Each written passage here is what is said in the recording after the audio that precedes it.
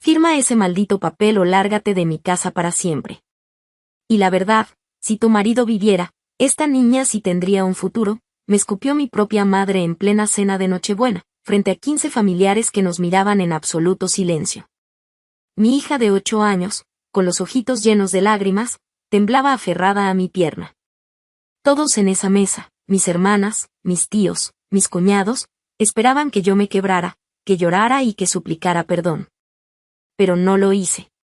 Respiré profundo, saqué mi teléfono, miré a mi madre fijamente a los ojos y le dije, perfecto.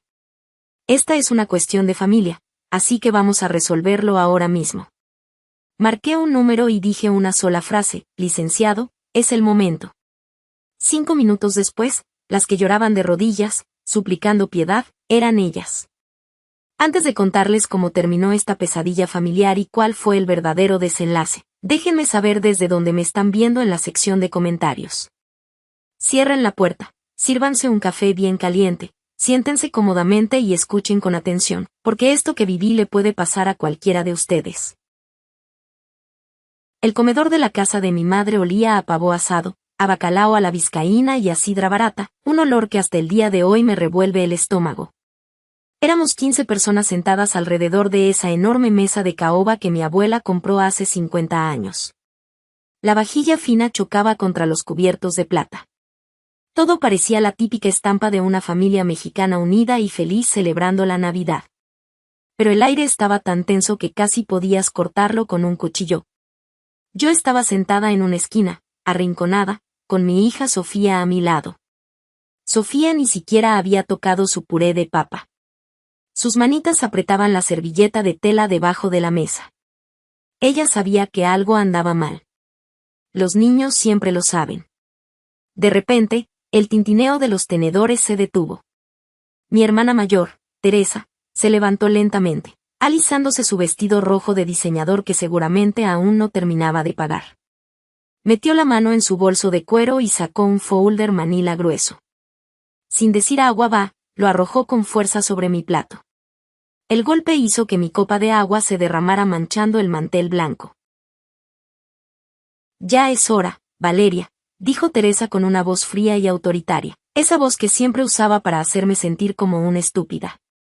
Deja de hacerte la víctima y firma el poder notarial. Nosotras nos encargaremos de administrar el dinero.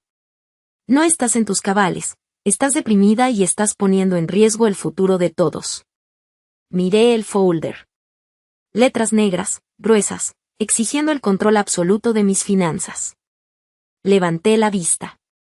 Mi hermana menor, Gabriela, estaba cruzada de brazos, masticando un pedazo de pan con una sonrisa ladeada, disfrutando el espectáculo.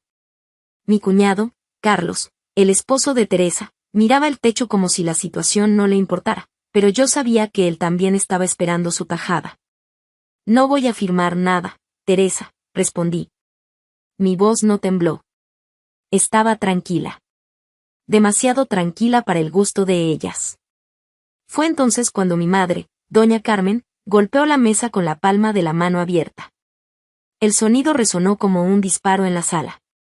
Se levantó, apoyando ambas manos sobre el borde de la mesa, inclinándose hacia mí con el rostro descompuesto por la ira y los ojos inyectados en sangre.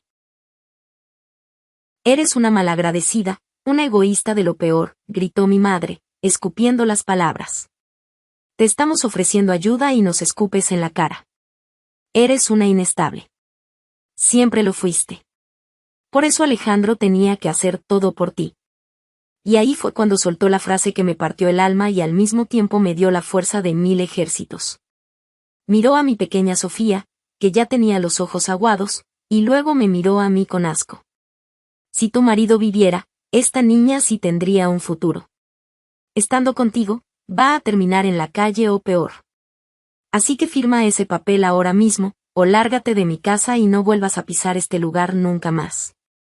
Nadie dijo nada. 15 personas. Mi tía Lourdes, mi tío Roberto, mis primos, todos agacharon la cabeza. Ese fue el instante exacto en el que supe que no tenía familia. Solo tenía cómplices de un robo. Apreté la mano de mi hija, saqué el celular de mi bolsa y llamé a mi lawyer. El juego había terminado. Para que entiendan cómo llegamos a esa mesa de comedor convertida en un tribunal de la Inquisición, tenemos que retroceder 18 meses. 18 meses que fueron un descenso en espiral hacia el infierno. Todo empezó un martes de mayo. Hacía un calor sofocante en la Ciudad de México. Yo estaba en la cocina, picando cebolla para hacer unas enchiladas verdes, esperando a que mi esposo, Alejandro, regresara del trabajo. Alejandro era un hombre bueno, un arquitecto trabajador que siempre llegaba a las 7 en punto, con una sonrisa cansada y un beso para Sofía. A las 7:15, sonó el teléfono. No era él. Era un oficial de tránsito. Hubo un choque en Periférico. Un camión de carga se quedó sin frenos. Alejandro no sufrió, me dijeron. Murió al instante del impacto. El dolor no es como lo pintan en las telenovelas, donde las mujeres gritan y se desmayan. El dolor real, el que te rompe por dentro, es sordo. Te paraliza. Te deja sin respiración y el mundo a tu alrededor sigue girando, pero tú estás congelada en el tiempo. El funeral fue 3 días después. El panteón estaba lleno de flores blancas que se marchitaban rápido por el calor. Yo estaba de pie frente al ataúd, sosteniendo a Sofía, que apenas tenía 6 años en ese entonces. Llevaba un vestido negro que me quedaba grande porque en 3 días no había podido probar un solo bocado.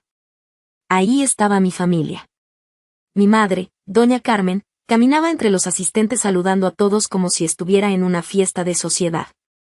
Sí, pobre de mi Valeria, es tan débil, no sabemos qué va a hacer de ella, le susurraba a las vecinas.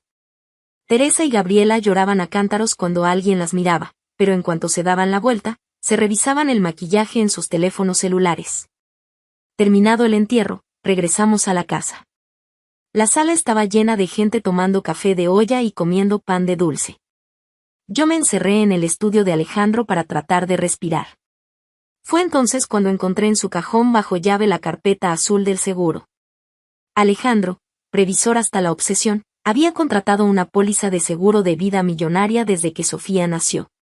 La cifra era altísima. Era suficiente para que no tuviéramos que preocuparnos por nada durante décadas. Yo estaba sentada en el suelo, con la carpeta en el regazo, llorando en silencio porque todo ese papel no me iba a devolver al hombre de mi vida. La puerta se abrió sin tocar. Era mi madre. ¿Qué haces aquí encerrada? La gente está preguntando por ti, me reprendió. Luego, sus ojos de águila cayeron sobre la póliza abierta en mis piernas. Pude ver el cambio físico en ella. Su postura se enderezó, sus pupilas se dilataron y su respiración cambió. Dio 3 pasos hacia mí y me arrebató la carpeta de las manos con una rapidez felina. Sus ojos repasaron los ceros de la cantidad asegurada. ¿Esto es real?, preguntó, con un tono de voz que nunca le había escuchado. No había tristeza, no había consuelo. Había hambre. Es el seguro de Alejandro, le respondí, levantándome del suelo con pesadez. Le quité la carpeta de las manos. Teresa y Gabriela entraron justo en ese momento, como si hubieran olido la sangre. Se acercaron a mi madre y ella le susurró la cantidad al oído. Gabriela abrió la boca sorprendida y Teresa cruzó los brazos, evaluándome de arriba a abajo. «Ay, Valeria», dijo Teresa, acercándose para darme un abrazo que se sintió frío y rígido como el mármol. Menos mal que Alejandro pensó en todo. Esa inheritance es una bendición. Ahora, no te preocupes por nada. Nosotras, tu familia, te vamos a ayudar a manejar todo esto para que no cometas un error. Estás muy vulnerable. En ese momento no lo vi. Mi mente estaba nublada por el luto, por la ausencia de Alejandro, por el terror de criar a una hija sola. No me di cuenta de que, en ese preciso instante, mientras velábamos a mi marido, mi propia sangre acababa de ponerle un precio a mi cabeza. Ese dinero no iba a ser mi salvación. Iba a ser la manzana de la discordia que despertaría a los demonios más profundos de mi familia. Unas semanas después de que enterramos a Alejandro, el comportamiento de mis hermanas cambió radicalmente. Toda mi vida, Teresa y Gabriela me habían tratado como la hermana aburrida y conformista. Teresa siempre presumía de su supuesta vida de lujos en zonas exclusivas, Y Gabriela vivía de fiesta en fiesta, persiguiendo hombres con dinero. De repente, las dos parecían tener todo el tiempo del mundo para mí. Empezaron con las llamadas telefónicas diarias. Vale, hermanita, ¿cómo amaneciste? ¿Comiste bien? Sofía debe extrañar mucho a su papá. El tono era tan dulce, tan empalagoso, que me daba náuseas. Luego vinieron las visitas sin avisar. Gabriela llegaba con juguetes baratos de plástico que compraba en el tianguis para Sofía, esperando que yo la invitara a comer. El verdadero asalto comenzó un domingo en el que Teresa me invitó a desayunar a un restaurante muy fino en Polanco. Yo no quería ir. Estaba agotada, no dormía bien y mis ojeras eran moradas, pero mi madre insistió tanto por teléfono que terminé aceptando por pura presión. Nos sentamos en una terraza rodeada de plantas caras. Teresa pidió mimosas y fruta fresca. Me miró por encima de sus lentes de sol oscuros, con esa actitud de superioridad que siempre le salía natural. Te veo mal, Valeria. Estás flaquísima. Se te nota en la cara que esta responsabilidad te está aplastando, comenzó diciendo, tomando un sorbo de su bebida. Mira, Carlos acaba de recibir un promotion enorme en su empresa. Su nuevo salary es espectacular. Nos está yendo de maravilla. Y precisamente por eso, hemos estado invirtiendo fuerte en bienes raíces. Yo revolvía mi café con la cuchara, sabiendo perfectamente hacia dónde iba la conversación. Qué bueno por ustedes, Teresa. De verdad. Ella se inclinó hacia adelante sobre la mesa, bajando la voz como si me estuviera revelando un secreto de estado. Tengo una oportunidad de oro, vale. Un complejo de departamentos en preventa. Es un negocio seguro. Duplicaremos la inversión en menos de 2 años. Estuve pensando que, con el dinero que te dejó Alejandro, podrías entrar como socia mayoritaria. Yo me encargo de todo el papeleo, tú no tienes que mover un solo dedo. Solo necesitas transferirme los fondos a una cuenta de mi inmobiliaria. Mi instinto, que había estado dormido por el dolor, despertó de golpe. Sentí un pinchazo en el estómago. No, Teresa. Ese dinero está en el banco. No lo voy a tocar. Es para la Universidad de Sofía, para nuestro futuro. No sé nada de inversiones y no quiero arriesgarlo. La sonrisa de Teresa se congeló. Una vena pequeña empezó a latirle en el cuello. Valeria, por Dios, ¿vas a dejar que la inflación se coma tus ahorros en el banco? Estás siendo ignorante y miedosa. Alejandro no te dejó ese dinero para que lo pudras en una cuenta corriente. Nosotras somos tu familia, ¿crees que te voy a robar? Dije que no, Teresa. Y no quiero volver a hablar de este tema. Me levanté de la mesa, dejé un billete para pagar mi café y me fui, dejándola con la palabra en la boca. A partir de ese desayuno, el ambiente cambió. El azúcar se convirtió en ácido. A los pocos días, Gabriela apareció en mi departamento con el pretexto de visitar a Sofía. Mientras la niña estaba en su cuarto jugando, Gabriela me acorraló en la cocina. Eres una estúpida, Valeria, me espetó Gabriela mientras abría mi refrigerador sin permiso para sacar una lata de refresco. Mi mamá está preocupadísima por ti. Dices que guardas el dinero, pero estás comprando comida cara en el supermercado, ¿no? Nosotras queremos ayudarte a multiplicarlo, pero eres tan cerrada que prefieres hundirte sola. No sabes manejar esa cantidad. Nunca has tenido ni para comprarte zapatos de marca. Sal de mi casa, Gabriela. Ahora mismo, le respondí. Esa noche recibí una llamada de mi madre. Tus hermanas solo quieren protegerte de ti misma, Valeria. Tienes la cabeza mal. Y si sigues con esa actitud altanera, vamos a tener que tomar otras medidas para asegurar el bienestar de mi nieta. Piénsalo bien. El tono de amenaza fue claro y directo. La Guerra Fría había comenzado y yo estaba sola en la trinchera. Cuando se dieron cuenta de que no iba a soltar ni un solo peso de forma voluntaria, mi familia cambió la estrategia. Dejaron de intentar convencerme y empezaron a intentar destruirme. En la cultura de nuestras familias, el chisme y el que dirán son armas de destrucción masiva, y mi madre y mis hermanas eran expertas francotiradoras. Empezó sutilmente. Dejaron de invitarme a las comidas de los domingos. Cuando llamaba a mi tía Lourdes para saludarla, me respondía con monosílabos, con un tono distante, y luego me cortaba rápido diciendo que tenía una olla en el fuego. El vacío que me hicieron fue absoluto. De la noche a la mañana, me convertí en la oveja negra, en la paria, en la loca de la familia. Pero lo peor no era el silencio hacia mí, sino el ruido que hacían a mis espaldas. Me enteré de la magnitud de su traición gracias a mi prima Ximena, una de las pocas personas decentes que quedaban en ese árbol genealógico podrido. Una tarde, Ximena vino a mi casa, miraba para todos lados como si le estuvieran siguiendo. Se sentó en mi sala, sacó su celular y me enseñó las pruebas. Eran decenas de capturas de pantalla de un grupo de WhatsApp llamado Familia Unida. Yo, por supuesto, no estaba en ese grupo. Ahí estaban los mensajes. Teresa escribiendo, me da mucha pena decirlo, familia, pero Valeria está perdiendo la cabeza. El otro día fui a verla y estaba dopada, apenas si podía mantenerse en pie. Pobre de la niña Sofía, anda sucia y descuidada. Gabriela respondía, sí, yo le encontré unas botellas escondidas en la cocina. Se está gastando la herencia de Alejandro en sus vicios. Está en un pozo de depresión y no quiere ayuda profesional. Y luego, el golpe de gracia, el mensaje de mi propia madre, como abuela, me duele en el alma. Pero estoy consultando con unos abogados para ver qué se puede hacer. Sofía corre peligro. Si Valeria no entra en razón y nos permite administrar sus bienes para proteger a la niña, voy a tener que pelear por la custody. No voy a permitir que arruine la vida de mi nieta. Custodia. Esa palabra me golpeó como un bate de béisbol en el cráneo. Sentí que el aire se me escapaba de los pulmones. Me mareé. Yo no bebo, nunca en mi vida he tomado una pastilla para dormir, y mi casa, aunque pequeña, siempre está limpia y mi hija siempre va a la escuela con el uniforme planchado.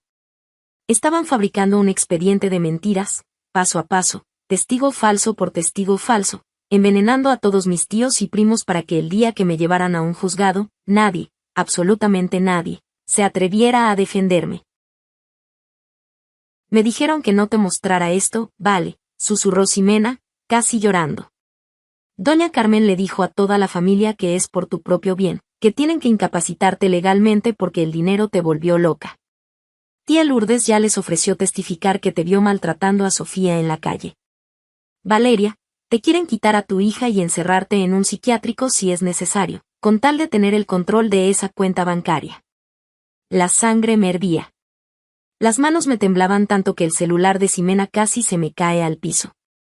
Gracias por decirme, Xime, logré articular, con la garganta cerrada por la rabia. Te juro por la memoria de Alejandro que no me voy a dejar. Esa noche, cuando metí a Sofía en su cama y la arropé, me quedé mirándola dormir. Su respiración suave, sus pestañas largas sobre las mejillas. Eran lobos disfrazados de ovejas, y venían por nosotras. Lloré en silencio, sentada en el piso junto a su cama. Lloré hasta que no me quedaron lágrimas. Pero a la mañana siguiente, cuando el sol salió, ya no había tristeza en mí. Había un fuego ardiente, una determinación fría y calculadora. Si querían jugar sucio, yo les iba a demostrar que una madre arrinconada es el ser más peligroso sobre la faz de la tierra. La guerra psicológica continuó escalando en los meses siguientes, y llegaron a cruzar el único límite que yo jamás iba a perdonar, meterse directamente con la mente de mi hija. Era un viernes por la tarde. Había ido a recoger a Sofía a la escuela. Normalmente, ella salía corriendo por el gran portón de metal, con su mochila rosa saltando en su espalda, contándome a gritos lo que había jugado en el recreo. Pero ese día no. Sofía salió caminando despacio, arrastrando los pies. Tenía la mirada clavada en el piso de cemento. Cuando se subió al coche, ni siquiera me miró. ¿Qué pasa, mi amor? ¿Te peleaste con alguna amiguita?, le pregunté, encendiendo el motor. Sofía negó con la cabeza y apretó los labios. Todo el camino a casa fue un silencio pesado. Al llegar al departamento, dejó caer la mochila en la entrada, se sentó en el sofá y rompió a llorar. Un llanto desconsolado, lleno de angustia, un llanto que a un niño de 8 años no le corresponde tener. Me arrodillé frente a ella, desesperada, tomándole las caritas entre mis manos. Sofía, mi vida, dímelo, ¿qué te hicieron? Ella tomó aire entre sollozos, sus pequeños hombros subiendo y bajando. Ayer en la salida, cuando viniste tarde por el tráfico, mi abuelita Carmen vino a la reja de la escuela. El corazón se me detuvo. Mi madre había ido a buscarla a escondidas. Mis manos se pusieron heladas.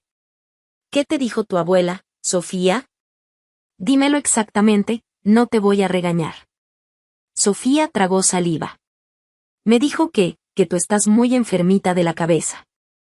Que tienes un bicho malo en el cerebro desde que mi papá se fue al cielo y que ya no me puedes cuidar bien. Me dijo que un día te van a llevar los doctores y que ella me va a rescatar para llevarme a vivir a su casa lejos de ti. Mamá, no quiero que te lleven. Prométeme que no estás loca. Mi niña me abrazó con tanta fuerza que me clavó las uñas en la espalda. En ese preciso instante, algo dentro de mí hizo clic. Un interruptor se apagó. El poco respeto filial, la poca lástima o duda que sentía por mi madre se esfumaron para siempre. La abracé fuerte contra mi pecho. Mírame, Sofía, le dije con una voz firme y profunda. Tu mamá está más sana que nunca. Tu abuela es una señora que dice mentiras porque está muy enojada conmigo. Pero te juro, por la vida de tu papá, que nadie en este mundo te va a separar de mí. Nunca. ¿Entendido? Esa noche, la tormenta estalló afuera, pero la verdadera tormenta estaba dentro de mí. Ya tarde, pasadas las 10 de la noche, tocaron suavemente a la puerta de mi departamento. 3 golpes secos. Me asomé por la mirilla y no podía creer lo que veían mis ojos. Era la abuela Josefina, la madre de doña Carmen. Una mujer de 85 años, matriarca de toda la familia, viuda y dueña legítima de la enorme casa donde vivían mi madre y mis hermanas. Josefina estaba en una silla de ruedas empujada por el hijo del conserje, al cual le dio un billete para que la dejara sola conmigo. Metí la silla de ruedas a la sala a toda prisa. Abuela, ¿qué haces aquí a esta hora, lloviendo? La abuela Josefina siempre fue una mujer de pocas palabras, dura como el pedernal, pero con una mente brillante que no se le había nublado ni un poco con los años. Llevaba su rebozo negro y me miró con unos ojos severos, penetrantes. Cierra la boca y escúchame bien, Valeria, me ordenó, con su voz ronca. Metió su mano huesuda y arrugada dentro del bolsillo de su falda y me extendió una pequeña tarjeta de presentación blanca. No confíes en tu sangre. Especialmente no en mi hija Carmen ni en tus hermanas. Son unas hienas, Valeria, y van por tu yugular. Las escuché hablando en la madrugada. Quieren incapacitarte en un juzgado usando testigos comprados. Tomé la tarjeta. Decía, licenciado Arturo Mendoza. Derecho civil y familiar. Llama a este hombre mañana a primera hora. Es un tiburón. No les tengas lástima, muchacha, continuó la abuela, golpeando el piso con la punta de su bastón para enfatizar. Tienen el tiempo contado y la desesperación las está volviendo locas. Destrúyelas tú antes de que te dejen sin hija y sin un centavo. Ahora, llama al muchacho para que me regrese, antes de que se den cuenta de que me salí de esa casa de locos. Al día siguiente, exactamente a las 8 de la mañana, estaba sentada en la lujosa sala de espera del despacho del licenciado Arturo Mendoza, ubicado en el piso 15 de un edificio en Paseo de la Reforma. El licenciado Arturo no era el típico abogado bonachón de familia. Era un hombre en sus 50, impecable en su traje azul marino, con una mirada gélida y analítica. Entré a su oficina. No me ofreció pésames, ni galletas, ni sonrisas falsas. Fue directamente al grano. Doña Josefina me llamó anoche. Me puso al tanto de su situación, señora Valeria, me dijo, cruzando las manos sobre su escritorio de cristal. Su abuela me pagó por adelantado un mes de investigación privada. Esto es lo que encontramos en un tiempo récord. Sacó 3 carpetas amarillas gruesas y las tiró sobre el escritorio frente a mí. El sonido sordo de los papeles golpeando el vidrio me dio escalofríos. Para entender el crimen, siempre hay que seguir el rastro del dinero, comenzó a explicar Arturo, abriendo la primera carpeta. Usted se ha estado preguntando por qué su madre y sus hermanas están tan desesperadas y apresuradas por quitarle su dinero. No es solo avaricia, Valeria. Es terror. Su hermana Teresa no es la empresaria exitosa que finge ser. Está en la quiebra absoluta. Mis ojos se abrieron de par en par en la quiebra. Pero ella siempre habla de sus viajes, de sus joyas. Arturo soltó una risa seca y carente de humor. Apariencias. Teresa estuvo involucrada en un esquema de fraudes inmobiliarios. Vendió el mismo terreno a 3 personas diferentes en Querétaro. Hay demandas penales activas en su contra. Está literalmente a 30 días de que giren una orden de aprehensión y la metan a la cárcel. Necesita una inyección masiva de liquidez, de efectivo inmediato, para pagar sobornos y llegar a acuerdos extrajudiciales. Se me heló la sangre. Iban a usar el dinero del seguro de Alejandro para salvar a Teresa de la cárcel, susurré, atando cabos. Exactamente. Pero eso no es lo peor. Arturo abrió la segunda carpeta, y esta vez, su rostro se puso más serio. Su hermana Gabriela, ella tiene problemas más oscuros. Ha estado sacando préstamos con prestamistas informales. Gente peligrosa. Un cártel de agiotistas locales en la zona de Tepito. Gabriela debe cerca de 2 millones de pesos, y le están cobrando intereses semanales. Tenemos fotografías de sujetos armados rondando los lugares que ella frecuenta. Le han dado un ultimátum para el mes de enero. Me tapé la boca con ambas manos. El nivel de podredumbre moral de mi propia familia era insondable. Mi madre, doña Carmen, sabía todo esto. Estaba dispuesta a arruinar mi vida, a quitarme a mi hija y a robarme el único patrimonio que Alejandro nos dejó, para tapar los crímenes y las irresponsabilidades de sus 2 hijas favoritas. Iban a tirar a Sofía a los leones para salvar su propio estatus social y sus pellejos. Ahí tiene el motivo de la urgencia, Valeria, me dijo el abogado, recargándose en su silla. En diciembre, tratarán de dar el golpe final. Tienen testigos comprados, y están preparando una petición legal para declararla incompetente, pero eso tarda. El plan A de ellas es la presión psicológica extrema para que usted firme un poder notarial cediendo el control. Si usted firma, ellas sacan el dinero esa misma tarde, lo reparten para pagar sus deudas, y usted y su hija se quedan en la calle. Es una emboscada. Miré las carpetas. Vi los correos impresos, los estados de cuenta falsificados de Teresa, las amenazas de muerte enviadas al celular de Gabriela. Tenía el arma humeante en mis manos. ¿Qué hacemos, licenciado?, pregunté, y mi voz sonó más dura de lo que jamás la había escuchado yo misma. Quiero aplastarlas. Quiero que no les quede nada. Arturo esbozó una levísima sonrisa, la primera de la mañana. La abuela Josefina y yo ya tenemos la trampa montada. Vamos a usar el ego y la desesperación de su madre en su contra. Usted va a fingir que se está rindiendo. Las va a llevar exactamente a donde ellas quieren, para poder cortarles la cabeza frente a todo su público. Los siguientes meses fueron un ejercicio de autocontrol y actuación digno de un premio Oscar.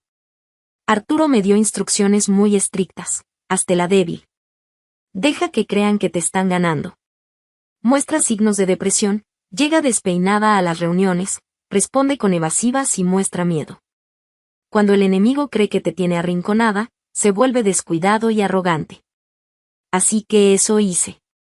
Mientras por debajo de la mesa el licenciado Arturo tramitaba un fideicomiso inquebrantable, un college fund blindado y seguro para la Universidad de Sofía, donde el dinero de Alejandro quedaba completamente inaccesible para cualquiera que no fuera mi hija cuando cumpliera la mayoría de edad. Yo me paseaba por las reuniones familiares dando lástima. Cada domingo que me invitaban a la fuerza a comer a la casa de mi madre, era una tortura. Soportaba los comentarios mordaces y las miradas de lástima fingida. Teresa me hablaba como si yo fuera una retrasada mental. ¡Ay, Valeria! Trajiste ese suéter lleno de bolitas otra vez. Se ve que ni ánimos tienes de lavarlo, me decía Teresa en voz alta para que mi tía Lourdes la escuchara, mientras tomaba su copa de vino tinto. Su esposo, Carlos, un tipo insoportable con delirios de grandeza, se sentaba a mi lado solo para recordarme mi desgracia. Es una pena que Alejandro no haya invertido en acciones como yo lo hago, cuñadita. Si quieres un día te explico cómo funcionan los bancos, aunque dudo que le entiendas a la primera, me decía inflando el pecho. Lo más gracioso era que este pobre diablo ni siquiera sabía que su esposa estaba a punto de ser arrestada por fraude y que sus inversiones eran papel mojado. Yo solo asentía, bajaba la mirada y suspiraba. Sí, Carlos. Tienes razón, todo es muy difícil. Estoy muy abrumada. Por dentro, me moría de ganas de reírme en su cara, de gritarles que sabía todos sus secretos sucios, que Gabriela tenía deudas con matones y que Teresa era una estafadora de quinta. Pero me mordía la lengua hasta sacarme sangre. Acumulaba cada insulto, cada burla, cada mirada despectiva, y la convertía en combustible para el fuego que estaba a punto de encender. Guardé mensajes de texto, audios de WhatsApp donde mi madre me chantajeaba, y se los mandé todos a Arturo. Estábamos construyendo un castillo de pruebas indestructible. En noviembre, la presión se volvió asfixiante. El ultimátum de los prestamistas de Gabriela se acercaba y ella estaba perdiendo el color en la cara. Se comía las uñas hasta dejarlas en carne viva. Teresa empezó a faltar a las reuniones, excusándose en reuniones de negocios muy importantes, cuando en realidad estaba escondiéndose de los citatorios judiciales. Mi madre estaba frenética. A principios de diciembre, doña Carmen lanzó la carnada definitiva. Valeria, me dijo por teléfono con una voz inusualmente dulce pero urgente. Este año, la cena de Nochebuena será aquí en la casa. Quiero que vengas con Sofía. No acepto un no por respuesta. Necesitamos estar juntas como familia en estas fechas, sanar las heridas y arreglar el asunto del dinero de una vez por todas. Ya es tiempo de que te dejes ayudar. Todo el mundo va a estar ahí para apoyarte. No nos hagas quedar mal. Era la trampa. Me estaban invitando al matadero. Querían la presión de todos los tíos y primos chismosos, el peso del que dirán de la familia entera en la noche más importante del año, para acorralarme y obligarme a firmar el documento. Pensaban que yo sería tan cobarde que no me atrevería a armar un escándalo en Nochebuena frente a 15 personas de nuestra sagrada familia. Le envié un mensaje rápido al licenciado Arturo, la cena es el 24. Me van a pedir la firma ahí. Su respuesta llegó a los 5 segundos, excelente. Prepárese. Estaré afuera esperando su señal.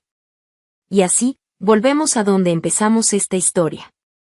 A la noche del 24 de diciembre. El comedor, el pavó, la tensión cortante, y yo, en la esquina, con mi hija temblando y toda la familia esperando mi rendición. Había soportado los discursos de Teresa sobre la responsabilidad, las miradas de odio de Gabriela, la indiferencia de mi cuñado Carlos, que estaba a solo unos minutos de que la palabra de Bors le cruzara por la mente cuando se enterara de la ruina económica de su mujer. Había soportado a mi madre golpeando la mesa y diciéndome esa brutalidad, que si Alejandro viviera, mi hija tendría futuro, y que sin él, estábamos perdidas. El silencio en el comedor era absoluto después de la amenaza de expulsión de mi madre. Todos esperaban que agarrara la pluma y firmara el poder notarial que me estaba exigiendo Teresa, cediendo todo mi dinero y mi voluntad a esa caterva de ladrones. Tomé el teléfono. Todos me miraron confundidos. ¿A quién diablos iba a llamar la pobre, deprimida y loca Valeria en medio de la Nochebuena? Marqué el número rápido. Licenciado Arturo, es el momento, dije en voz alta y clara. Colgué. La cara de Teresa se desfiguró un poco. ¿A quién le llamaste? Deja de hacer berrinches infantiles, Valeria. Estás haciendo el ridículo frente a todos. No estoy haciendo ningún berrinche, Teresa, le contesté, poniéndome de pie lentamente. Arrastré la silla de madera hacia atrás. El ruido chirriante hizo que mi tía Lourdes diera un brinquito en su asiento. Ustedes dijeron que querían arreglar los asuntos de familia aquí y ahora, frente a todos, para proteger el futuro de mi hija, ¿no? Pues yo también quiero lo mismo. Transparencia total. Mi madre dio un paso hacia mí, con el dedo índice en alto, amenazante. No te atrevas a arruinar esta cena, Valeria. Si trajiste a un policía o hiciste alguna locura de las tuyas, Juro por Dios que te meto en un psiquiátrico mañana mismo. Firma el papel y lárgate. No voy a firmar nada, mamá. Y tampoco me voy a ir, le respondí con una frialdad que la descolocó por completo. La Valeria miedosa había muerto. Estaba mirando directamente a los ojos a la mujer que me dio la vida y no sentía nada. Ni respeto, ni amor. Solo desprecio. Los 5 minutos de espera fueron una tortura psicológica pura para ellas. Nadie se atrevió a probar bocado. Carlos, mi cuñado, resoplaba molesto, revisando su reloj de oro. Gabriela miraba ansiosa hacia la ventana del comedor que daba a la calle oscura, probablemente temiendo que en lugar de un abogado, hubieran llegado sus cobradores de Tepito a romperle las piernas. Y la abuela Josefina, sentada en la cabecera de la mesa en su silla de ruedas, no decía una sola palabra, pero tenía una pequeña, casi imperceptible, sonrisa de satisfacción dibujada en sus labios arrugados.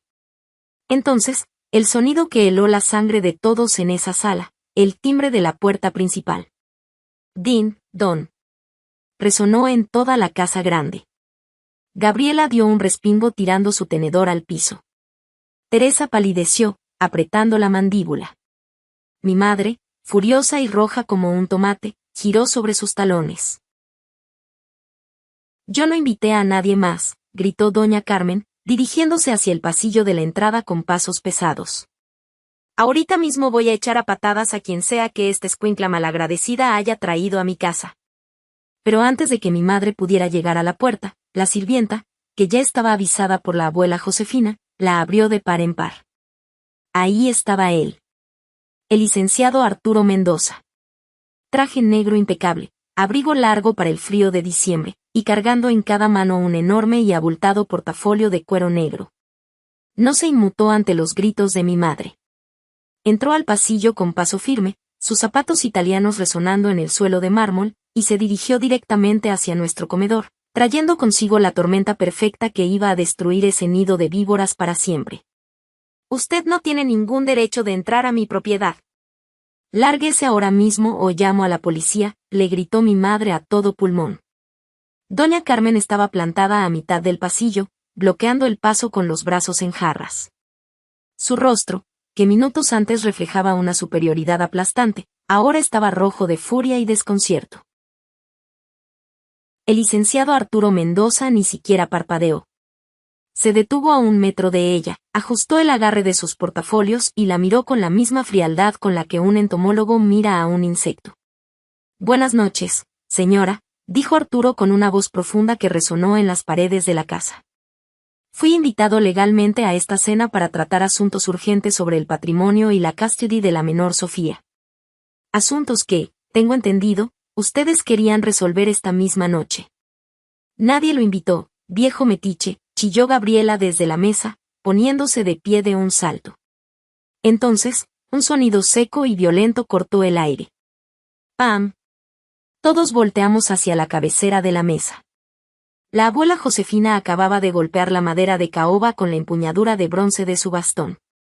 El golpe fue tan fuerte que una de las copas de cristal volcó, derramando vino tinto sobre el mantel inmaculado. Silencio en mi casa, bramó la abuela. A sus 85 años, su voz no temblaba. Tenía la fuerza de un trueno. Yo lo invité. Y el abogado no se va a ir hasta que termine de hablar. El que no quiere escuchar, ahí tiene la puerta abierta de par en par. Pase, licenciado. Mi madre se quedó boquiabierta. Sus brazos cayeron a los costados. Jamás en su vida había sido desautorizada de esa manera por la abuela frente a toda la familia. Arturo pasó por un lado de doña Carmen sin rozarla siquiera, caminó hasta el extremo de la mesa y colocó sus 2 pesados portafolios de cuero negro sobre la madera. El clic metálico de los seguros al abrirse sonó como el martillo de un juez dictando sentencia. Teresa estaba pálida. El rubor de sus mejillas había desaparecido por completo y sus manos se aferraban al borde de la mesa con los nudillos blancos. Arturo sacó un fajo de hojas impresas. Familia, buenas noches. Represento a la señora Valeria y a la señora Josefina. Hoy vine a aclarar por qué existe tanta urgencia en administrar la inheritance que dejó el difunto Alejandro. Una urgencia que no nace del amor familiar, sino de la desesperación criminal. Esto es una difamación, saltó Teresa, mirando a su esposo Carlos, buscando apoyo. Carlos estaba paralizado, frunciendo el ceño. Arturo sacó la primera hoja. Teresa, tienes 3 demandas activas en el estado de Querétaro por fraude inmobiliario. Vendiste lotes que no te pertenecían. Debes poco más de 6 millones de pesos entre capital, intereses y multas. Tu cuenta bancaria empresarial fue congelada hace 48 horas y el citatorio para tu arresto se emitirá la primera semana de enero. Carlos, el cuñado arrogante que se la pasaba presumiendo sus inversiones, se puso de pie tan rápido que su silla cayó hacia atrás con un estrépito. Su rostro pasó de la confusión a la pura rabia en un segundo. ¿De qué diablos está hablando este lawyer, Teresa?, rugió Carlos, agarrando a mi hermana del brazo. ¿6 millones? Me dijiste que esos proyectos estaban vendidos y que el dinero estaba en un fideicomiso. Miente, mi amor, te lo juro que miente, lloriqueaba Teresa, intentando soltarse del agarre de su esposo. Pero Arturo no había terminado. Sacó otro documento y lo deslizó por la mesa hasta que quedó justo frente a Carlos. Aquí están las copias de los embargos y las denuncias penales. Revíselas usted mismo. Carlos tomó los papeles con manos temblorosas. Sus ojos recorrían las líneas frenéticamente. Y ahora pasamos a la hermana menor, dijo Arturo, girando su mirada gélida hacia Gabriela.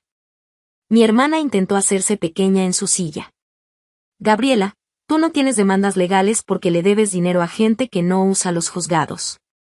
Pediste prestado casi 2 millones de pesos a un grupo de agiotistas en Tepito. Tenemos fotografías de los hombres que te siguen, grabaciones de las amenazas que te han dejado en el buzón de voz. Te dieron hasta el 31 de diciembre para pagar o vas a desaparecer. Un grito ahogado recorrió la mesa. Mi tía Lourdes se llevó las manos al pecho, persignándose rápidamente. Los primos que hace unos meses me miraban con lástima, ahora miraban a Gabriela como si tuviera la peste bubónica. Para pagar todo esto, continuó el abogado, su voz llenando cada rincón del comedor, planearon arrebatarle a Valeria el dinero de su esposo muerto. Querían quitarle la custody de la niña Sofía, declararla incompetente y usar el dinero del seguro de vida para tapar sus fraudes y pagarle al crimen organizado. Esa es la verdadera cara de esta familia. El silencio que siguió a la exposición de Arturo duró apenas 2 segundos antes de que el infierno se desatara en ese comedor. Fue una explosión de reclamos, gritos y llantos. Las máscaras cayeron al suelo y se hicieron pedazos frente a mis ojos.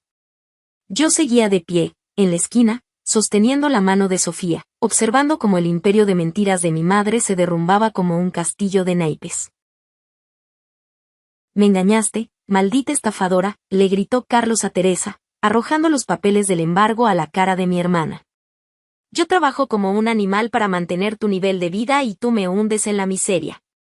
Mañana a primera hora llamo a mi lawyer y te juro que te pido el divorce. Te vas a quedar sin un centavo. Teresa rompió a llorar a mares, intentando abrazar a Carlos por la cintura, pero él la empujó con asco, haciéndola caer de rodillas sobre la alfombra persa. Fue entonces cuando la tía Lourdes, la misma que me había dejado de hablar por creer los chismes de mi supuesta locura, se levantó de su silla y apuntó con un dedo acusador a Teresa. Mis 100,000 pesos, chilló Lourdes con la voz aguda. Teresa, me pediste prestados 100,000 pesos de mis ahorros del retiro diciendo que era para un negocio seguro. Me juraste por la Virgen que me los devolvías en noviembre. Ladrona, ratera, devuélveme mi lana. Yo no tengo nada, sollozaba Teresa en el suelo, el maquillaje rojo y negro escurriéndole por las mejillas. Todo iba a salir bien si Valeria hubiera firmado. Es culpa de Valeria. Gabriela, por su parte, estaba en estado de shock. Se agarraba la cabeza con ambas manos, temblando compulsivamente, balbuceando cosas incomprensibles. Mi primo Roberto se acercó a ella, pero Gabriela le soltó un manotazo. No me toques. Me van a matar y a ustedes no les importa.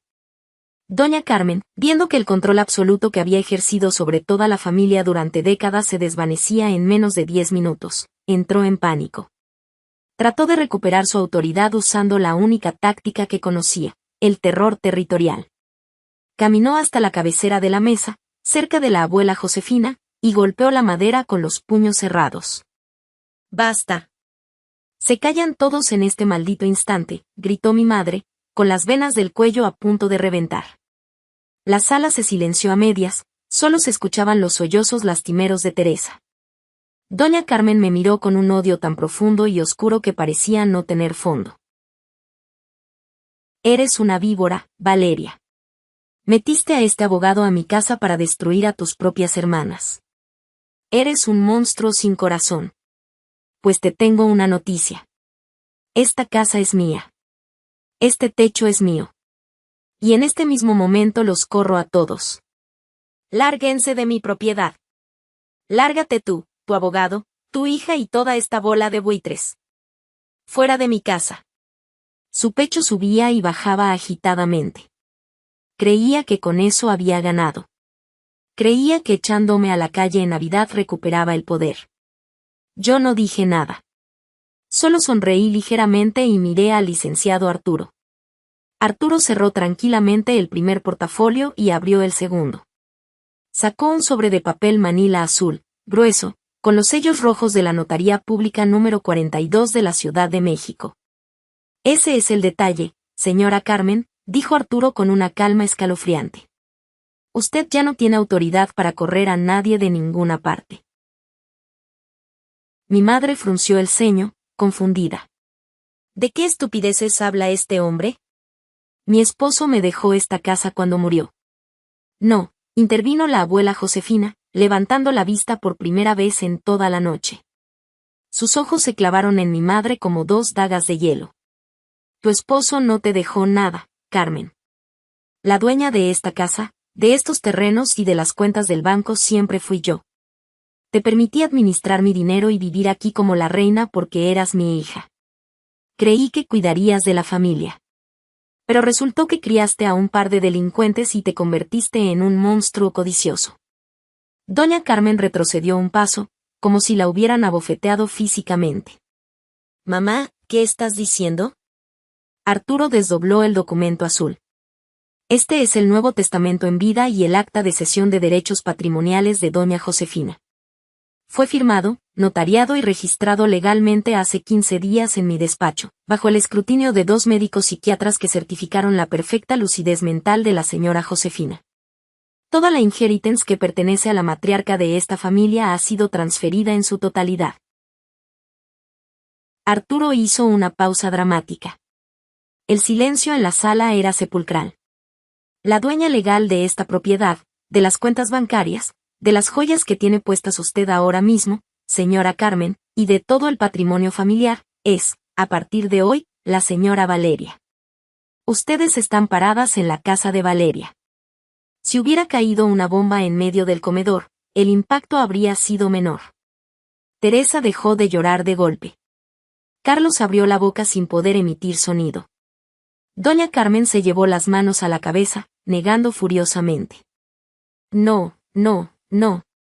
Eso es ilegal. Es un fraude». Valeria la manipuló, le lavó el cerebro a mi madre, gritaba doña Carmen, corriendo hacia Arturo para intentar arrebatarle los papeles. Arturo simplemente dio un paso atrás, apartando los documentos de su alcance. «Todo es completamente legal y está blindado», aseguró el abogado. «Cualquier intento de impugnación los dejará en la bancarrota por los gastos legales». Perdieron. Perdieron todo por su propia avaricia. Solté la mano de Sofía por un momento, caminé hacia el centro del comedor y me paré frente a mi madre y mis hermanas. Ellas me miraron desde el abismo de su propia ruina. Me llamaron loca, les dije, mi voz sonando firme, resonando en cada pared de esa enorme casa. Inventaron que era adicta. Asustaron a mi hija pequeña diciéndole que se la iban a llevar lejos de mí. Quisieron destruirme el alma cuando apenas estaba tratando de sobrevivir a la muerte de mi esposo. Lo quisieron todo. Miré a doña Carmen directamente a los ojos. Ella temblaba, las lágrimas de pura impotencia finalmente brotando de sus ojos. «Hace 10 minutos me dijiste que me largara de tu casa y que no volviera nunca. Pues bien, mamá, dije, enfatizando la última palabra con todo el sarcasmo posible. Ahora esta es mi casa. Ustedes son mis invitadas. Y quiero que recojan sus cosas, llamen a un taxi y se larguen de mi propiedad.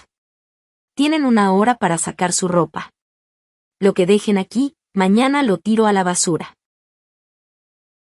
Fue el jaque mate más hermoso y destructivo que jamás haya presenciado. No hubo más gritos. Solo el sonido de la derrota absoluta. Carlos se dio la media vuelta y salió de la casa sin decir adiós, dejando a Teresa tirada en el suelo. La familia extendida tomó sus abrigos en un silencio sepulcral, agachando la cabeza al pasar a mi lado, sabiendo que yo ahora tenía el control de todo. Mi madre y mis hermanas subieron a empacar en bolsas de basura la ropa que pudieron, llorando, humilladas, rotas. Cualquier persona normal, al verse acorralada y derrotada de esa manera, habría bajado la cabeza y aceptado su destino. Pero la soberbia es una enfermedad terminal. 2 semanas después de la cena de Nochebuena, Teresa y doña Carmen, desesperadas, viviendo en un cuarto de hotel barato que pagaban con las tarjetas de crédito al límite, intentaron dar un último zarpazo. Un martes por la mañana, Arturo me llamó a su oficina. Teresa había presentado una demanda urgente para anular el traspaso de la casa. Su argumento era sucio y predecible. Alegaban que la abuela Josefina sufría de demencia senil severa, que yo la había secuestrado psicológicamente y, para probarlo, adjuntaron a la demanda un certificado médico con sellos de un hospital privado. El documento afirmaba que la abuela no estaba en facultades mentales para firmar ningún poder ni testamento. Falsificación de documentos médicos, me dijo Arturo, soltando el expediente sobre su escritorio. Un delito federal gravísimo. Teresa ya está ahogada por el fraude inmobiliario, y en su desesperación, acaba de cavar su propia tumba. ¿Cómo consiguieron un certificado de un hospital privado?, pregunté, sorprendida por la osadía. Teresa tiene un exnovio que trabaja en el área administrativa de ese hospital. Seguramente le pagó para que robara hojas membretadas y falsificara la firma de un médico. Son unos idiotas. Pensaron que nos íbamos a asustar y llegar a un acuerdo extrajudicial dándoles dinero. Arturo sonrió con esa frialdad de tiburón. Vamos a dejar que presenten la prueba en la audiencia preliminar. Las vamos a hacer pedazos frente al juez. Yo había anticipado que no se rendirían fácilmente, pero no pensé que fueran tan estúpidas. El día de la audiencia, llegué al tribunal acompañada de Arturo y de mi abuela Josefina en su silla de ruedas. Al otro lado de la sala estaba Teresa, demacrada, sin maquillaje, vestida con ropa barata. A su lado estaba mi madre, sosteniendo un pañuelo de papel, mirándome con un odio venenoso. Gabriela no apareció, estaba escondida en algún pueblo de provincia huyendo de los matones de Tepito. Cuando el juez pidió a la defensa de Teresa que presentara su evidencia, el abogado barato que lograron contratar entregó triunfalmente el certificado médico falso. El juez lo leyó y miró a Arturo. Licenciado Mendoza, ¿qué tiene que decir ante esta prueba documental sobre la incapacidad de la señora Josefina? Arturo se levantó despacio, se abotonó el saco y miró directamente a Teresa. Su señoría, la prueba presentada por la parte demandante es un fraude absoluto. No solo es una burda falsificación, sino que constituye un delito penal en flagrancia. Para demostrarlo, he citado a un testigo clave que está esperando afuera de esta sala. Arturo hizo una señal al alguacil. La puerta de madera pesada se abrió y entró un hombre mayor, de cabello cano, impecablemente vestido con un traje gris. Era el doctor Fernando Salas, el mismísimo director general del hospital de donde supuestamente provenía el documento. Teresa palideció de tal manera que creí que se iba a desmayar ahí mismo. El abogado de Teresa empezó a sudar frío y a guardar sus papeles en su maletín.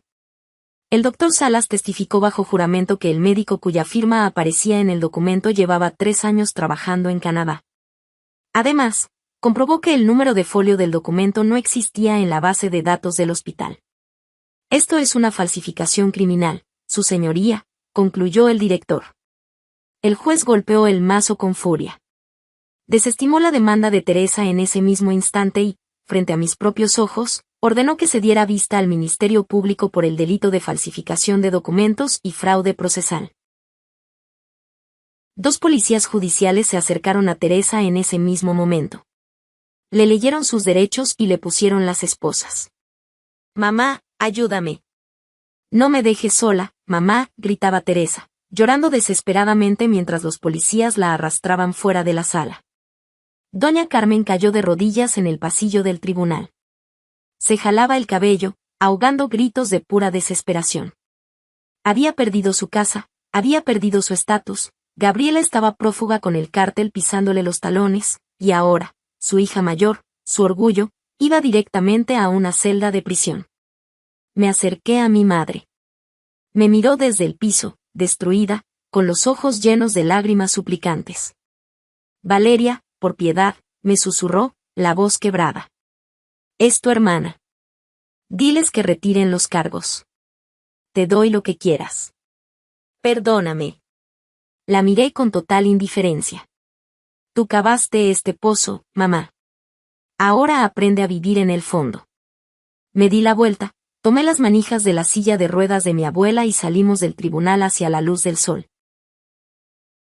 Han pasado 8 meses desde aquel día en el tribunal.